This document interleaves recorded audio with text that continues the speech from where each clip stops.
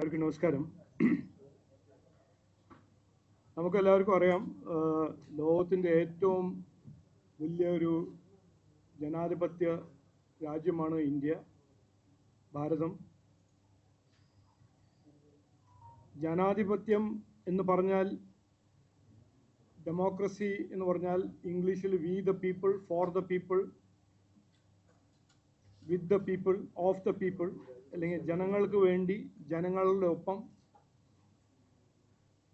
ജനങ്ങളുടെ ഭാവിക്ക് വേണ്ടി, ഒരു നല്ല ഭാവിക്ക് വേണ്ടി പ്രവർത്തിക്കുന്ന ഒരു രാഷ്ട്രീയം. ഇതാണ് ജനാധിപത്യം ഞങ്ങൾ മനസ്സിലാക്കുന്ന അതിൻ്റെ ഡെഫിനിഷൻ. ജനങ്ങളുടെ പ്രശ്നങ്ങൾ പരിഹരിക്കുക, നാട്ടുകാരുടെ ഭാവി, ഒരു നല്ല ഭാവിക്ക് വേണ്ടി രാഷ്ട്രീയക്കാർ പ്രവർത്തിക്കുക, അധ്വാനിക്കുക. ഇതാണ് ജനാധിപത്യം. അപ്പോൾ എല്ലാ ഇലക്ഷനിൽ ജനങ്ങൾ തീരുമാനിക്കുന്നു,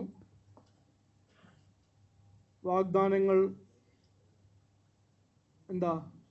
വിശ്വസിച്ച് അവസരം കൊടുക്കുന്നു. ഉദാഹരണമായിട്ട് 2004 10 കൊല്ലം ഭരിക്കാൻ കോൺഗ്രസിൻ്റെ UPA സർക്കാരിന് ഇന്ത്യ രാജ്യത്തിന് ജനങ്ങളൊരു അവസരം കൊടുത്തു. 2016 മുതൽ 2026 നമ്മുടെ സംസ്ഥാനത്തെ ജനങ്ങൾ CPM ഒരു അവസരം കൊടുത്തു. 2014 മുതൽ 2026 ഇതുവരെ 14, 19, 24 ഇലക്ഷനിൽ ജനങ്ങൾ നരേന്ദ്രമോദിജി BJP NDAൻ്റെ രാഷ്ട്രീയം, അദ്ദേഹത്തിൻ്റെ കാഴ്ചപ്പാടുക്ക് ഒരു അവസരം കൊടുത്തു. അപ്പോൾ ജനാധിപത്യത്തിൽ നമ്മളിപ്പോൾ കഴിഞ്ഞൊരു 5-6 ദിവസം മുമ്പേ അസംബ്ലിയിൽ എനിക്കും പങ്കെടുക്കാൻ ഒരു അവസരം കിട്ടി. നിയമത്തിൽ ജനങ്ങൾ എനിക്കൊരു അവസരം തന്നു. അവിടെ നമ്മൾ എന്താണ് കേട്ടത്? ആ സന്ദർഭത്തിലാണ് ഞാൻ ഇന്ന് കഴിഞ്ഞ 12 കൊല്ലം നരേന്ദ്രമോദി ചെയ്ത കാര്യങ്ങളെക്കുറിച്ച് പറയാൻ ആഗ്രഹിക്കുന്നത്. 10 കൊല്ലം CPM ഇവിടെ ഭരിച്ച്, ആ ഭരണത്തിൻ്റെ സമയത്തിൽ പ്രതിപക്ഷ പാർട്ടിയായ കോൺഗ്രസും ഇന്ത്യ അലയൻസിൻ്റെ ഒരു പങ്കാളിയായ കോൺഗ്രസ് പാർട്ടി ഈ നാടിൻ്റെ സാമ്പത്തിക സ്ഥിതിയെ നശിപ്പിച്ചു. അതിൻ്റെ ഒരു ഡോക്യുമെൻറ്റും തെളിവാണ് ബഹുമാനപ്പെട്ട മുഖ്യമന്ത്രി അസംബ്ലിയിൽ മുമ്പോട്ട് വെച്ചത്. അത് കേൾക്കാൻ സഹിക്കാത്ത സ്ഥിതിയിൽ ഇന്നത്തെ പ്രതിപക്ഷ മുതിർന്ന നേതാവായ മുൻ മുഖ്യമന്ത്രി സ്റ്റാലിനും ഹിറ്റ്ലറും വേൾഡ് വാർ 2 കുറിച്ച് ചർച്ച ചെയ്യാൻ ഒരു ശ്രമം നടത്തുന്നു. അപ്പോൾ രണ്ടുപേരും, കോൺഗ്രസും CPM-ഉം, കോൺഗ്രസ് ഇന്ത്യ ഭരിക്കാൻ ഒരു അവസരം കിട്ടിയപ്പോൾ ഇന്ന് കർണാടക, ഹിമാചൽ പ്രദേശ്, തെലങ്കാനയിൽ ഭരിക്കുന്ന കോൺഗ്രസ് പാർട്ടി അവർ എന്ത് ചെയ്യുന്നു സാമ്പത്തിക സ്ഥിതിയെ കുറിച്ച് ഞാൻ കൂടുതൽ പറയേണ്ട ആവശ്യമില്ല. ഇതിനെക്കുറിച്ച് നിങ്ങൾക്ക് എല്ലാവർക്കും അറിയാം. നശിപ്പിക്കുന്നു. മാത്രമല്ല, സാമ്പത്തിക സ്ഥിതി നശിപ്പിച്ചിട്ടും ഇത് അവർക്ക് മനസ്സിലായിട്ടും അവർ ഇന്നും വാഗ്ദാനങ്ങൾ കൊടുക്കുന്നു. സൗജന്യ യാത്ര, ഇന്ന കാര്യങ്ങളെക്കുറിച്ച് വാഗ്ദാനം കൊടുക്കുന്നു. അവർക്കറിയാം ഇതൊന്നും ചെയ്യാൻ പോകുന്നില്ല, ചെയ്യാൻ കഴിയില്ല എന്ന് അവർക്ക് ആദ്യം തന്നെ മനസ്സിലായിട്ടുണ്ട്. എന്നിട്ടും അവർ രാഷ്ട്രീയത്തിന് വേണ്ടി ഇതെല്ലാം ചെയ്യുന്നു.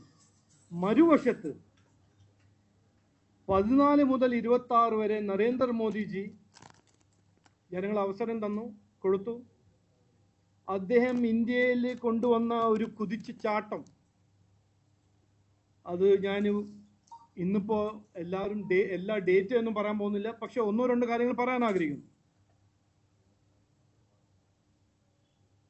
25 കോടി ജനങ്ങളെ മൾട്ടി ഡയമെൻഷണൽ പോവർട്ടിയിൽ നിന്ന് പുറത്തു കൊണ്ടുവരിക. ഈ കഴിഞ്ഞ 12 കൊല്ലം ഇന്ത്യന് മുമ്പിൽ വന്ന ചാലഞ്ചസ് ചെറിയ ചാലഞ്ചസ് ആയിരുന്നില്ല. കോവിഡ്, ചൈന ആക്രമണം ഗൽവാനിൽ, റഷ്യ യുക്രൈൻ യുദ്ധം, ഇറാൻ ഇസ്രായേൽ US യുദ്ധം. എന്നിട്ടും ഇന്ന് ലോകത്തിൽ ഏറ്റവും കൂടുതൽ ഇക്കണോമിക് ഗ്രോത്ത് ഉണ്ടാക്കുന്നതും കാണിക്കുന്ന ഒരു രാജ്യമാണ് ഇന്ത്യ. ഇതൊരു ചെറിയ കാര്യമൊന്നുമല്ല. ഇതിൻ്റെ ഒരു പ്രാധാന്യം മനസ്സിലാക്കണമെങ്കിൽ കോൺഗ്രസ് ഭരിക്കുന്ന സംസ്ഥാനവും CPM ഭരിച്ച സംസ്ഥാനത്തിൻ്റെ സ്ഥിതി നമ്മൾ മനസ്സിലാക്കണം. അതുപോലെ തന്നെ ഓരോരോ വിഷയങ്ങൾ 70 കൊല്ലമായി നമ്മളുടെ കർഷകർക്ക് വേണ്ടി കുടിവെള്ളം കിട്ടാത്ത വീടുകൾക്ക് വേണ്ടി ഹെൽത്ത് ഇൻഷുറൻസ്, ഇതുവരെ കിട്ടാത്ത ഹെൽത്ത് ഇൻഷുറൻസ് വേണ്ടി, ഞാൻ ഉദാഹരണമായിട്ട് പറയണം, അതിൻ്റെ ഒരു പ്രസ് റിലീസിൽ എല്ലാ ഡീറ്റെയിൽസ് തന്നിട്ടുണ്ട്. 12 കൊല്ലം ഓരോരോ വാഗ്ദാനം കൊടുത്ത് വാക്ക് പാലിച്ച ഒരു നേതാവാണ് നരേന്ദ്രമോദിജി. സർക്കാരാണ് ഈ NDA സർക്കാർ. ഞാനൊരു കഴിഞ്ഞ 4-5 ദിവസമായിട്ട് ഒരു 2 ദിവസം മുമ്പ് ഒരു ആർട്ടിക്കിൾ പബ്ലിഷ് ചെയ്തു. അതിൻ്റെ ഒരു ടൈറ്റിൽ ഞാൻ കൊടുത്തത് ഇന്ത്യനെ മാറ്റിയ 12 കൊല്ലം, വലിയ മാറ്റം കൊണ്ടുവന്ന 12 കൊല്ലം. ആദ്യമായിട്ടാണ് ശരിക്കും ഈ ജനാധിപത്യം എന്ന് പറഞ്ഞ ഒരു കോൺസെപ്റ്റിന് വേണ്ടി ശരിക്കും അധ്വാനിക്കുന്ന പ്രവർത്തിക്കുന്ന ഒരു ഭരണശൈലിയും ഒരു ഭരണം ഇന്ത്യക്ക് കുറേ കാലം കഴിഞ്ഞിട്ട് കിട്ടുന്നത്. ജനങ്ങൾ ഓരോരോ പ്രശ്നങ്ങൾ പരിഹരിക്കാൻ അധ്വാനം നടത്തുന്ന ഒരു പ്രധാനമന്ത്രിയും സർക്കാർ. ഞാനൊരു BJP-കാരനാണ്, അതുകൊണ്ട് പറയാൻ മാത്രമല്ല, ഞാൻ 8 കൊല്ലം പ്രതിപക്ഷത്തിൻ്റെ MP ആയിരുന്നു, 10 കൊല്ലം ട്രഷറിൻ്റെ MP ആയിരുന്നു. ഞാൻ 8 കൊല്ലം കോൺഗ്രസ് ഭരിച്ച സർക്കാർ കണ്ട് മനസ്സിലാക്കിയ ഒരു വ്യക്തിയാണ്. അതുകൊണ്ടാണ് ഞാൻ പറഞ്ഞത്. ഈ 12 കൊല്ലം ഇന്ത്യയിൽ വന്ന ആത്മവിശ്വാസം, ഇന്ത്യക്കാരും നമ്മൾ പുതിയ തലമുറയിൽ വന്ന ആത്മവിശ്വാസം, അത് ലോകത്തിൽ ചർച്ച ചെയ്യുന്ന ഇഷ്യൂ ആണ്. ജനങ്ങൾ ചർച്ച ചെയ്യുന്നു ലോകത്തിൽ, ഇന്ത്യയിൽ മാത്രമല്ല. ഞാനൊരു മന്ത്രിയായിരുന്നു, എനിക്കറിയാം, ഡയറക്റ്റായിട്ട് എനിക്ക് ഇതിൻ്റെ എക്സ്പീരിയൻസ് ഉണ്ട്. ഇന്ന് ഇന്ത്യൻ്റെ യുവാക്കൾ, ഇന്ത്യൻ്റെ സ്റ്റാർട്ടപ്സ്, ടെക്നോളജി മേഖലയിൽ ഇന്ത്യയിൽ വന്ന ഒരു ചാട്ടവും ഒരു വികസനവും, ഇതിനെക്കുറിച്ച് ഇന്ത്യയിൽ മാത്രമല്ല ലോകത്തിൽ ഇതിൻ്റെ ചർച്ച ഇന്ന് നടക്കുന്നുണ്ട്. ഇന്ത്യൻ ടാലൻറ്റ് ഇതിനെക്കുറിച്ച് വലിയ അഭിമാനവും ബഹുമാനവും ഉള്ളൊരു അഭിപ്രായമാണ് ലോകത്തിലെല്ലാവർക്കും. അപ്പോൾ ഇത് ഇങ്ങനെ ഇന്ത്യ മുമ്പോട്ട് പോകുമ്പോൾ നമ്മുടെ സംസ്ഥാനത്തിലാണ് ഏറ്റവും വിലക്കയറ്റം. സാമ്പത്തിക സ്ഥിതിയെക്കുറിച്ച് ഞാൻ അസംബ്ലിയിലും സംസാരിച്ചു, നിങ്ങൾക്ക് എല്ലാവർക്കും അറിയാം. മോശമായി ദുർബലമായ സാമ്പത്തിക സ്ഥിതി, ഏറ്റവും കൂടുതൽ തൊഴിലില്ലായ്മ നമ്മുടെ നാട്ടിലാണ്, നമ്മുടെ സംസ്ഥാനത്തിലാണ്. സാമ്പത്തിക സ്ഥിതി ശക്തമായില്ലെങ്കിൽ അത് എന്ത് ഐഡിയോളജി, ഏത് പുസ്തകം വായിച്ചാലോ, കാൾ മാർക്സ് വായിച്ചാലോ, വേറെ ഏതെങ്കിലും നെഹ്റുവിൻ്റെ ഓട്ടോബയോഗ്രഫി വായിച്ചാലോ, സാമ്പത്തിക സ്ഥിതി ശക്തമാക്കുന്നില്ലെങ്കിൽ ആ സർക്കാർ ജനങ്ങളുടെ പ്രശ്നങ്ങൾ പരിഹരിക്കാൻ ഫെയിലാവും. അതൊരു സത്യമാണ്, അതൊരു ബേസിക് സത്യമാണ്. അപ്പോൾ ബഹുമാനപ്പെട്ട മുഖ്യമന്ത്രി ഇലക്ഷൻ്റെ സമയത്ത് സൗജന്യ യാത്ര, ഇത് ചെയ്യും മറ്റേത് ചെയ്യുമെന്ന് പറയുമ്പോൾ ഇന്ന് അദ്ദേഹം പറഞ്ഞത് ഫിസ്ക്കൽ സിറ്റുവേഷനാണ്. അപ്പോൾ 10 കൊല്ലം പ്രതിപക്ഷ പാർട്ടിക്ക് ഇതൊന്നും മനസ്സിലായില്ലേ, അറിഞ്ഞില്ലേ? അറിഞ്ഞിട്ടും ഒരു വാഗ്ദാനം കൊടുത്ത പാർട്ടിയാണ് കോൺഗ്രസ് പാർട്ടി. നമുക്കെല്ലാവരും, ഞാൻ ഇവിടെ വന്ന് മാർച്ച് 25 വന്ന് നമ്മൾ മാധ്യമ സുഹൃത്തോട് ഞാനൊരു റിക്വസ്റ്റ് അന്ന് പറഞ്ഞതായിരുന്നു. നമ്മളെ നാടിനെ ബാധിക്കുന്നത് ചില പ്രശ്നങ്ങളുണ്ട്, ഫണ്ടമെൻ്റൽ ഇഷ്യൂസ് ഉണ്ട്, അതിനെക്കുറിച്ച് ചർച്ച ചെയ്യണം. അത് ഇന്ത്യയിൽ നരേന്ദ്രമോദിജി നടപ്പിലാക്കുമ്പോൾ ഇവിടെയും അതിനെക്കുറിച്ച് ചർച്ച ചെയ്യണം. നമ്മളെ യുവാക്കളുടെ ഭാവിയെക്കുറിച്ച്, തൊഴിലിനെക്കുറിച്ച്, നിക്ഷേപത്തിനെക്കുറിച്ച്. നമ്മൾ ഈ ഭരണനാടകം 50%, 60% നമ്മൾ കവർ ചെയ്യണം. അത് കവർ ചെയ്യാണ്ട് നമുക്ക് ഒന്നും മുമ്പോട്ട് പോകാൻ പറ്റില്ലല്ലോ. പക്ഷേ ഒരു 40-50% നമ്മൾ ഈ വിഷയങ്ങളെ കുറിച്ച് ചർച്ച ചെയ്യണമെന്ന് ഞാൻ അഭ്യർത്ഥിച്ചായിരുന്നു. പക്ഷേ ഈ ഇലക്ഷൻ്റെ സമയത്ത് നമ്മൾ കണ്ടത് എന്താണ്? വിവാദങ്ങൾ, ഡീല്, പ്രചരണം നടത്തി, വെറുതെ ഒരു വാഗ്ദാനം കൊടുത്ത് ഒരു പാർട്ടി ജയിക്കുന്നു. ഓക്കെ, അവർ ജയിച്ചു. പക്ഷേ ഇന്ന് നമ്മൾ 12 കൊല്ലം നരേന്ദ്രമോദിജീൻ്റെ പൊളിറ്റിക്സ് ഓഫ് പെർഫോമൻസ് എന്ന് പഠിക്കേണ്ടത് ഒരു കാര്യമാണ്. ജനാധിപത്യം, ജനങ്ങളുടെ ഭാവിക്ക് വേണ്ടി ഒരു പോളിറ്റിക്സ് ഓഫ് പെർഫോമൻസ് ആണ് സംസ്ഥാനത്തിലും ആവശ്യം, രാജ്യത്തിലും ആവശ്യം. ഇതാണ് 100% സത്യം. വിവാദങ്ങൾ, ഭരണനാടകങ്ങൾ, വേൾഡ് വാർ 2, സ്റ്റാലിൻ, ഹിറ്റ്ലറിന്റെ കഥകൾ, ഇതെല്ലാം ഓക്കെ, ഒരു എന്റർടൈൻമെന്റ് വാല്യൂന് നമ്മൾ കേൾക്കുന്നു, കാണുന്നു. പക്ഷെ നമ്മൾ സംസ്ഥാനത്തിന് മുമ്പോട്ട് കൊണ്ടുപോകണമെങ്കിൽ നരേന്ദ്രമോദിജി ഇന്ത്യയിൽ കഴിഞ്ഞ 12 കൊല്ലം കൊണ്ടുവന്ന പോളിറ്റിക്സ് ഓഫ് പെർഫോമൻസ് ആണ് ഈ സംസ്ഥാനത്തിന്റെ ആവശ്യം. കഴിഞ്ഞ 12 കൊല്ലം ഞാൻ പറഞ്ഞല്ലോ, സാമ്പത്തിക സ്ഥിതി നരേന്ദ്രമോദിജി കൊണ്ടുവന്ന ഒരു വലിയ മാറ്റം. ഞാൻ 3 ഉദാഹരണമായിട്ട് ഒരു കോൺട്രാസ്റ്റ് ആയിട്ട് കാണിക്കാൻ ആഗ്രഹിക്കുന്നു. ഈ പുസ്തകത്തിൽ കേരളത്തിൻ്റെ PSUവിനെ കുറിച്ച് ഒരു ചർച്ച നടത്തുന്നുണ്ട്. 10 കൊല്ലം നമ്മളെ പബ്ലിക് സെക്ടർ എൻ്റർപ്രൈസസിൻ്റെ സ്ഥിതി ഇവിടെ എന്താണ്, പിന്നെ മറുവശത്ത് പിന്നെ നമ്മുടെ നരേന്ദ്രമോദിജി വന്ന ശേഷം ഗവൺമെൻറ് ഓഫ് ഇന്ത്യൻ്റെ പബ്ലിക് സെക്ടർ യൂണിറ്റ്സിൻ്റെ സ്ഥിതി എന്താണ്. ഇത് നിങ്ങളെല്ലാം ഒന്ന് പരിശോധിക്കണം. ഇവിടെ നഷ്ടം ജനങ്ങളുടെ തലവേദനയായിട്ട് മാറുന്നു. അവിടെ HAL ആണോ, മാസഗോൺ ഡോക്ക് ആണോ, ഏത് പബ്ലിക് സെക്ടർ യൂണിറ്റ് ആണോ, പബ്ലിക് സെക്ടർ ബാങ്ക് ആണോ, 14 നശിച്ച് ദുർബലമായി കിടക്കുന്ന പബ്ലിക് സെക്ടർ യൂണിറ്റ്സിലെല്ലാം മാറ്റിയത് നരേന്ദ്രമോദിജി സർക്കാരാണ് കഴിഞ്ഞ 12 കൊല്ലം. ഇന്ന് HAL നോക്കൂ, പബ്ലിക് സെക്ടർ ബാങ്ക്സ് നോക്കൂ, വലിയ മാറ്റം വന്നിരിക്കുന്നു. അത് ജനങ്ങൾക്ക് ഗുണം ചെയ്യുന്ന ഒരു കാര്യമാണ്. ഇവിടെ കേരളത്തിൻ്റെ പബ്ലിക് സെക്ടർ എൻ്റർപ്രൈസസ് ജനങ്ങളുടെ തലവേദനയായിട്ട് മാറ്റിയതാണ് കഴിഞ്ഞ 10 കൊല്ലം CPM സർക്കാർ. രണ്ടാമത്തേത് ഒരു ഉദാഹരണമായിട്ട് പറയാണ്, തൊഴിലില്ലായ്മ. കഴിഞ്ഞ 10 കൊല്ലം, 12 കൊല്ലം നമ്മുടെ സംസ്ഥാനത്തിൽ എന്ത് ഇൻവെസ്റ്റ്മെൻറ്റാണ് വന്നിരിക്കുന്നത്? നമ്മുടെ കുട്ടികളുടെ ഭാവിക്ക് വേണ്ടി എന്തെങ്കിലും, അത് ഉമ്മൻചാണ്ടി സർക്കാരാണോ പിന്നെ പിണറായി വിജയൻ സർക്കാർ എന്തെങ്കിലും ചെയ്തിട്ടുണ്ടോ? പക്ഷേ നരേന്ദ്രമോദിജി കഴിഞ്ഞ 12 കൊല്ലം എന്തെല്ലാം ചെയ്തിട്ടുണ്ട് എനിക്ക് കൃത്യമായി അറിയാം, നിങ്ങൾക്കും അറിയാം. വലിയ വലിയ ഫാക്ടറീസ് വരുന്നു. കോൺഗ്രസിന്റെ കാലത്ത് മാനുഫാക്ചറിങ് ഇന്ത്യ കമ്പീറ്റ് ചെയ്യാൻ പറ്റില്ല എന്ന് പറഞ്ഞു നടക്കുന്ന രഘുറാം രാജനായിരുന്നു കോൺഗ്രസിന്റെ, രാഹുൽ ഗാന്ധിന്റെ ഏറ്റവും മുതിർന്ന ഒരു സുഹൃത്ത്. ഇന്നെന്താണ്? അതേ ചൈനയുടെ ഫാക്ടറീസ് ഇവിടെ വരുന്നു. ആപ്പിൾ ആണോ, സാംസുങ് ആണോ, വലിയ വലിയ ഫാക്ടറീസ് ഇന്ത്യയിൽ വരുന്നു. 1000 ലക്ഷക്കണക്കിന് തൊഴിലവസരങ്ങൾ സൃഷ്ടിക്കുന്നു. അപ്പോൾ ഞാൻ ഇന്ന് കൂടുതൽ സംസാരിക്കുന്നില്ല. ഇതിൻ്റെ ഡീറ്റെയിൽസ് എല്ലാം എല്ലാവരുടെ അടുത്തും ഉണ്ട്. പക്ഷേ നമ്മളെ മുമ്പിൽ ഈ സംസ്ഥാനമാണോ രാജ്യമാണോ, ശരിക്കും 2 ഓപ്ഷൻസാണ് നമ്മുടെ മുമ്പിലുള്ളത്.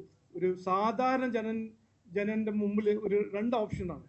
ഒന്ന്, 65-70 കൊല്ലമായിട്ട് ആ ഒരു പഴയ ഭരണനാടകം, എന്തെങ്കിലും പറയുക, വിവാദം സൃഷ്ടിക്കുക, പക്ഷെ കാര്യങ്ങളൊന്നും ചെയ്യണ്ട, വലിയ സ്പീച്ച് അടിക്കുക, റീൽ ഉണ്ടാക്കുക, പിന്നെ അസംബ്ലിയിൽ പോയിട്ട് സ്റ്റാലിനും ഹിറ്റ്ലറിനെ കുറിച്ച് പ്രസംഗിക്കുക. ഇത് ഒരു വശത്ത്. മറുവശത്ത് നരേന്ദ്രമോദിജീൻ്റെ പോളിറ്റിക്സ് ഓഫ് പെർഫോമൻസ്. 10, 20, 30, 40 കൊല്ലമായി പരിഹരിക്കാത്ത പ്രശ്നങ്ങൾ അധ്വാനിച്ച് പരിഹരിക്കുക. അതിൻ്റെ പൊളിറ്റിക്കൽ കോസ്റ്റ് എല്ലാം നോക്കിയിട്ടല്ല, എന്താണ് ശരി, എന്താണ് തെറ്റ് എന്ന് കൃത്യമായി ഒരു ബോധ്യം ഉണ്ടാക്കി പരിഹരിക്കുക. ഈ 2 പോളിറ്റിക്സിൻ്റെ, ഈ 2 രാഷ്ട്രീയത്തിൻ്റെ 2 ഉദാഹരണങ്ങളാണ് നമ്മുടെ മുമ്പിൽ ഇന്ന് കൃത്യമായി പഠിക്കാനും മനസ്സിലാക്കാൻ നമ്മുടെ മുമ്പിലുള്ളത്. ഒന്ന് കേരളത്തിൽ കോൺഗ്രസും CPM-ന്റെ രാഷ്ട്രീയം, കർണാടകയിലെ കോൺഗ്രസിന്റെ രാഷ്ട്രീയം, തെലങ്കാനയിലെ കോൺഗ്രസിന്റെ രാഷ്ട്രീയം, ഹിമാചലിലെ കോൺഗ്രസിന്റെ രാഷ്ട്രീയം, UPA ഭരിച്ചപ്പോൾ 10 കൊല്ലം കോൺഗ്രസിന്റെ രാഷ്ട്രീയം. മറുവശത്ത് ഞാൻ പറഞ്ഞ പോലെ 12 കൊല്ലം ഇന്ത്യയെ കൃത്യമായി നന്നായി മുമ്പോട്ട് കൊണ്ടുപോയ നരേന്ദ്രമോദിജിന്റെ പൊളിറ്റിക്സ് ഓഫ് പെർഫോമൻസ്. നന്ദി.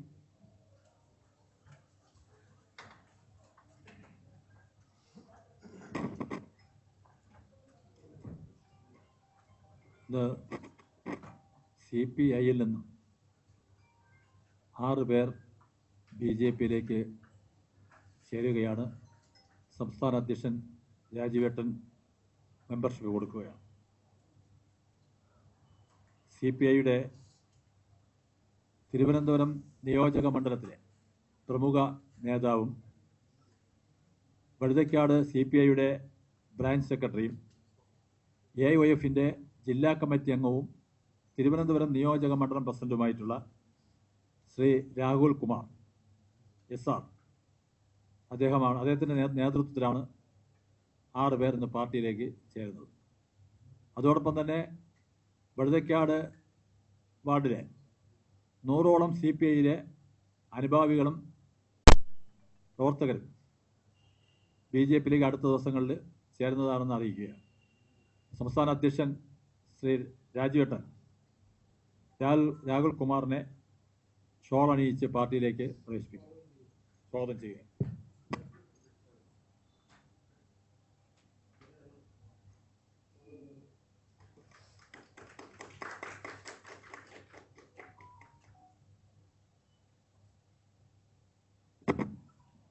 ശ്രീമതി രാജി CPI-യുടെ member.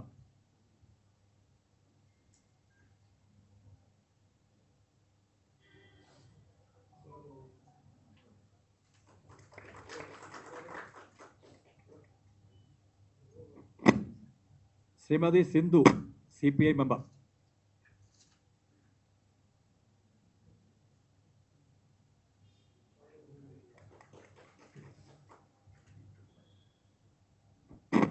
Shrimati Shivani CPI member.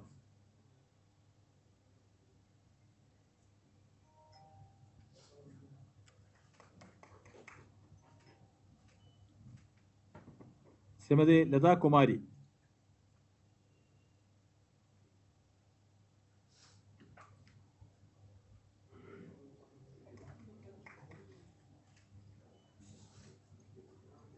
Shri Rathin Raj.